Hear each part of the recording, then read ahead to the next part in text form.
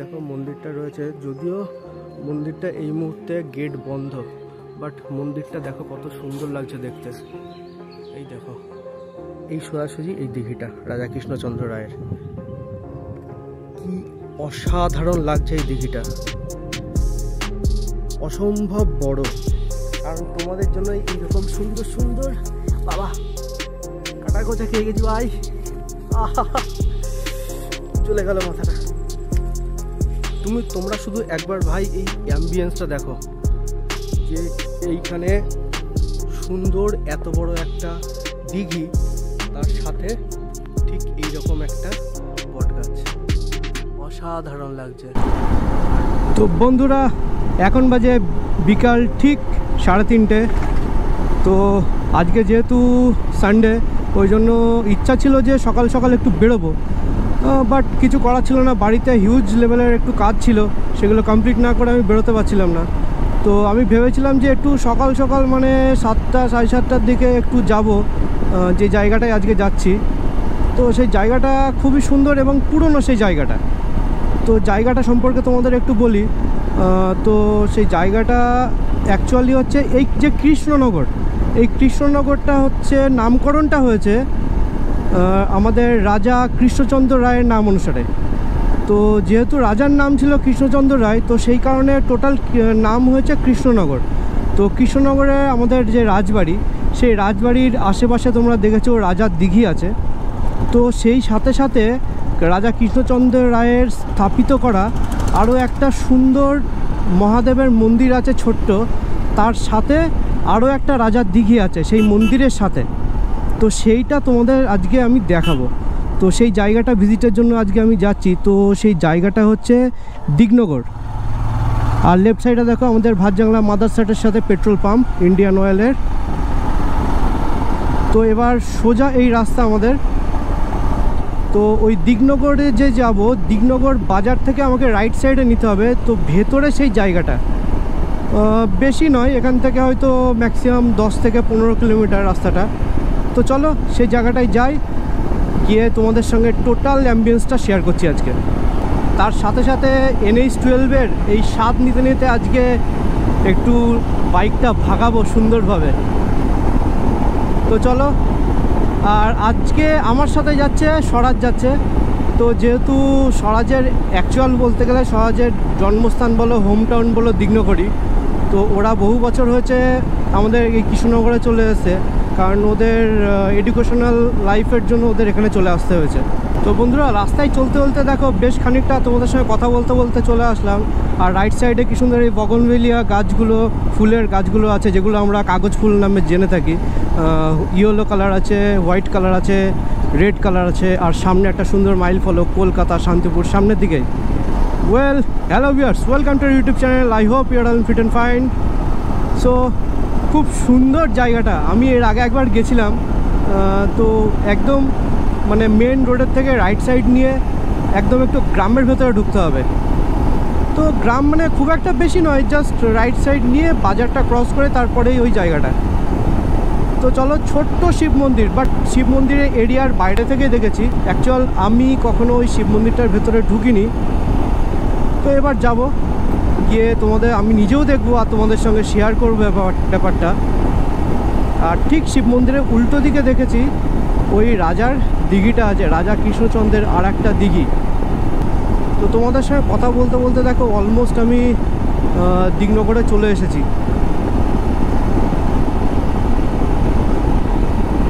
আর এই যে জায়গাটা দেখছো, এই জায়গাটা হচ্ছে টালিখোলার মোড় বলে, টালিখোলার মোড়। তো এইখান থেকেই ভেতরে গিয়েছিলাম আমি আর দেবরাজ সেই কয়া গ্রামে। তো ওই রাস্তায় আমরা যাচ্ছি না, তো সামনে যাচ্ছি। সামনে গিয়ে এবার রাইট সাইডে ক্রসিং আছে।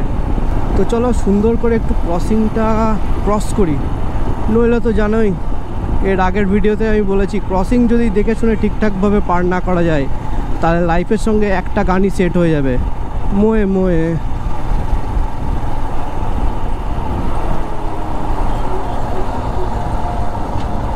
এই চলে এসেছি দিঘনগর বাজার।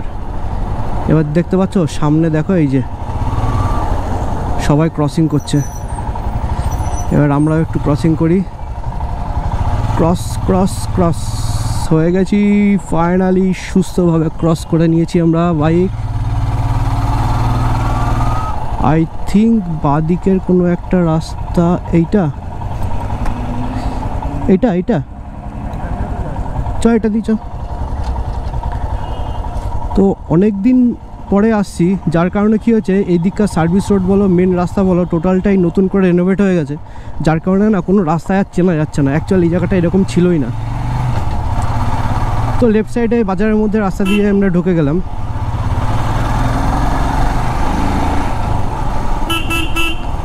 তো এই গ্রামটার ভেতরটাও না খুবই সুন্দর, আর তোমরাও দেখেছো এর আগে টালিখোলার থেকে কয়েক গ্রামটা কত সুন্দর লাগছিল।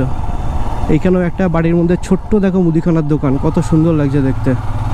তো চলে এসেছি আমরা সেই শিব মন্দির। তো এই দেখো সেই রাজা কৃষ্ণচন্দ্র রায়ের পুরনো দিনের শিব মন্দির। পায়ে খেয়ে গেছিস? আমি বলেছি না পেছনে টপ র্যাক রয়েছে, দেখে শুনে নামবি। একটু সামনেটা গাড়িটা দাঁড় করিয়ে পার্কিং করে নিই, তারপর ভেতরে যাচ্ছি। চলো তো চলো মন্দিরের ভেতরে একটু ঢুকে মন্দিরটা কেমন সেটা একবার দেখি। চলো, এই হলো মন্দিরের মেন গেট, আর এই সাইডে মামা আসছে স্বরাজ। তো চলো, এই দেখো সুন্দর জায়গাটা মন্দিরের। এই সাইডে দেখো কত বড় একটা বেল গাছ, বেল ধরেও আছে যদিও। তার সাথে সাথে এই দেখো মন্দিরটা রয়েছে, যদিও মন্দিরটা এই মুহূর্তে গেট বন্ধ, বাট মন্দিরটা দেখো কত সুন্দর লাগছে দেখতে। এই দেখো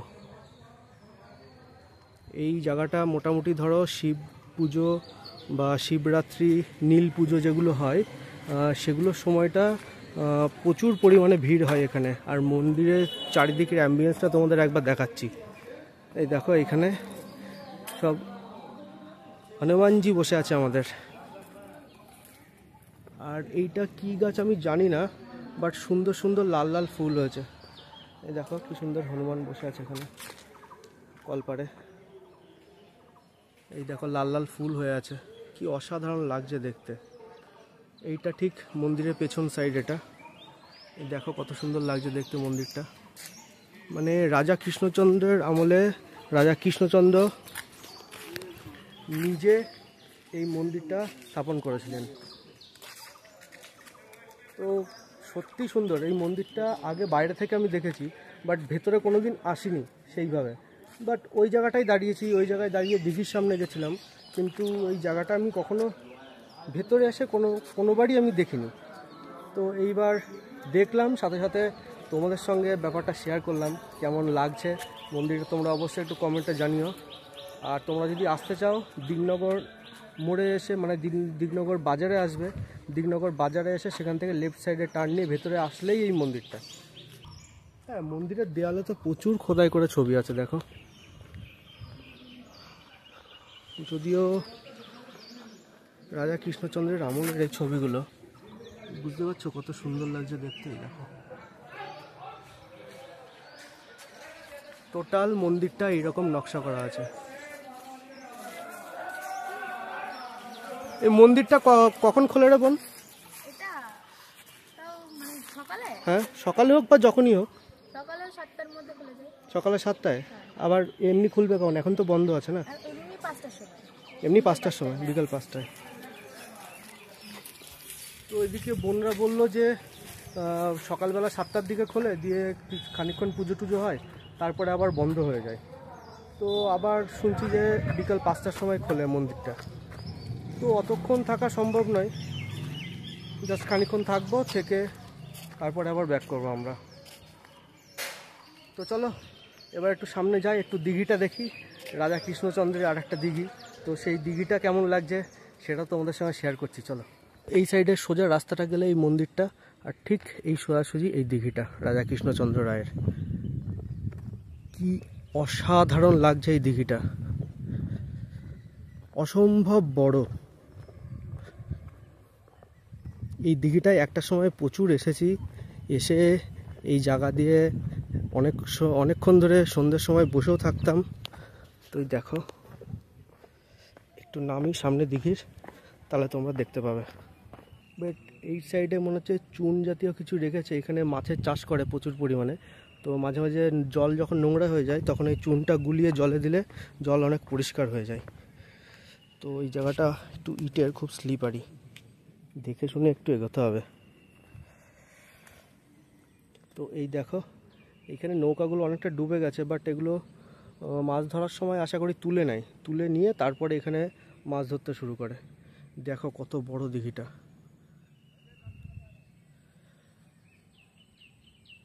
তো চলো উপরের দিকে যাই একটু।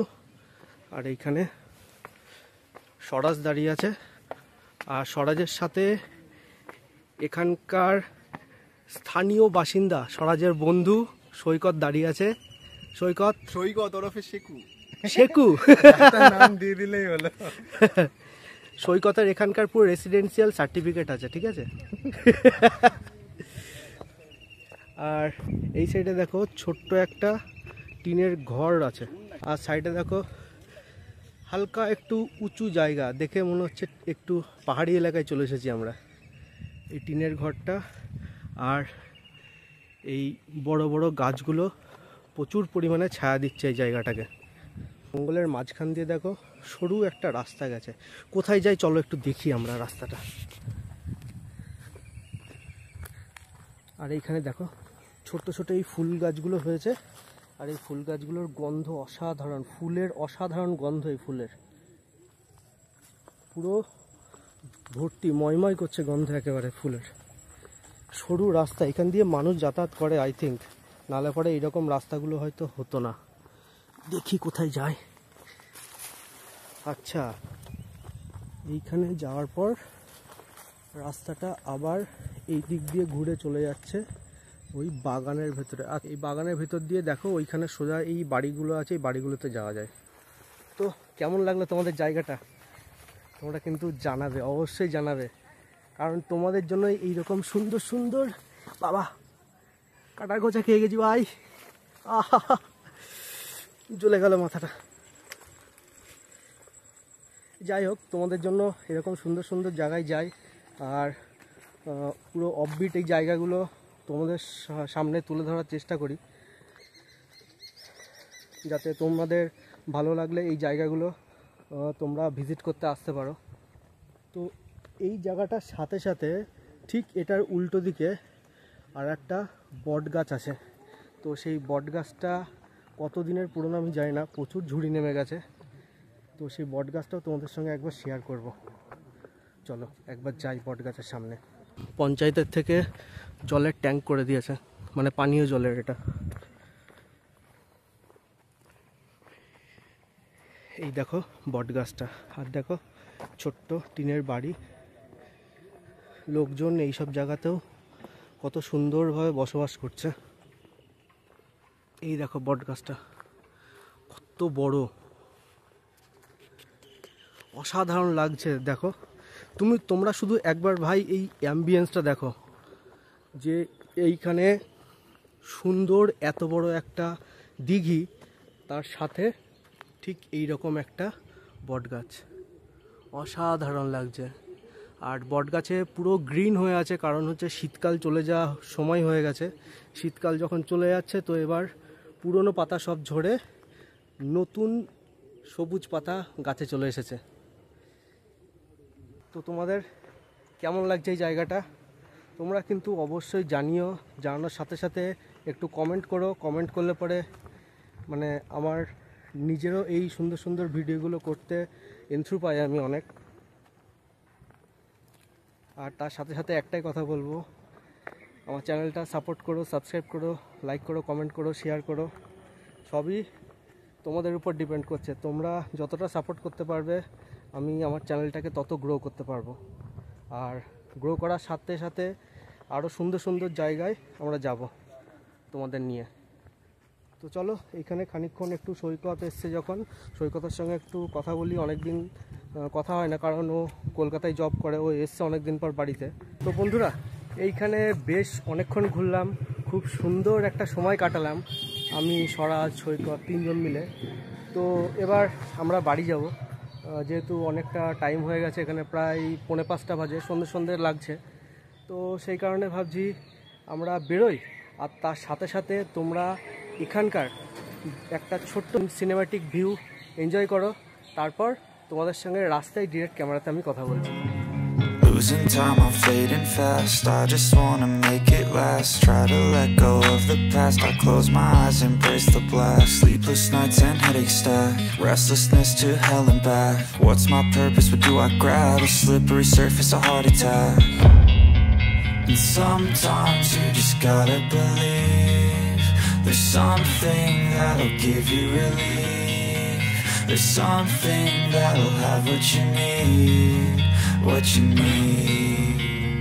We're broken, it's tragic. We're not all elastic, but maybe there's magic. Believe you could have it. And I know of sadness, the anxious and panic, the infinite vastness of all that is blackness. তো বন্ধুরা, আমার এই ছোট্ট cinematic ভিউটা তোমাদের কেমন লাগলো অবশ্যই কমেন্ট করে জানিও। আর মোটামুটি লেফট সাইডে দেখো কত সুন্দর লাগছে এই গ্রিনারিটা, কত ধানের ক্ষেত, অসাধারণ লাগছে। আর লেফট সাইডে দেখো ছোট্ট করে আবার কাট হয়েছে, কাট হয়ে সোজা সার্ভিস রোড দিয়ে চলে যাওয়া যাচ্ছে। আর এটা মেন রাস্তায় চলছে আবার। তো আমরা সোজা মেন রাস্তায় চলবো ভাই। আর মেন রাস্তায় চলতে তো আমাদের এই বাইক নিয়ে সত্যিই ভালো লাগে, অসাধারণ লাগে। কিন্তু মাঝখানে একটা ছোট্ট কুকুর পার হচ্ছে, এটা ভয়ঙ্কর বিষয়। আর বাদিকে দেখো মাহিন্দ্রা 4 হুইলারের শোরুম। আর তার সাথে সাথে তোমাদের একটা কথা বলি, এইরকম তো সুন্দর সুন্দর ভাই ভিডিও আসতেই থাকবে। আর আমাদের বেশ কয়েকজন বন্ধু মিলে এখন থেকেই প্ল্যানিং শুরু হয়ে গেছে আমাদের সামনে একটা লং রাইডে যাওয়ার জন্য। তো তোমরা কিন্তু প্রস্তুত থেকো সেই ভিডিওটার জন্য। আর যে লং রাইডটা হতে চলেছে সেটা কিন্তু অসম্ভব সুন্দর। তো বন্ধুরা, আই হোপ তোমাদের এই ভিডিওটা ভালো লাগবে। ভালো লাগলে অবশ্যই লাইক করো, কমেন্ট করো, শেয়ার করো অ্যান্ড সাবস্ক্রাইব করো। আর আমি অনেককে দেখছি যে ভিউ করছে বাট সাবস্ক্রাইব করছে না। সো প্লিজ একটু সাবস্ক্রাইব করো চ্যানেলটা, তাতে আমি অনেকটা সাপোর্ট পাবো।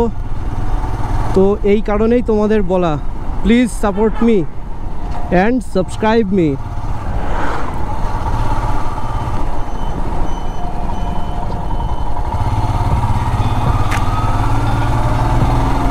সো এই ভিডিওটা দেখার সাথে সাথে তোমরা সাথে থেকো, পাশে থাকো, দেখতে থাকো আমার এই ভিডিওগুলো। আর তোমাদের সকলের উদ্দেশ্যে একটাই কথা বলার, till then stay safe, stay healthy, by.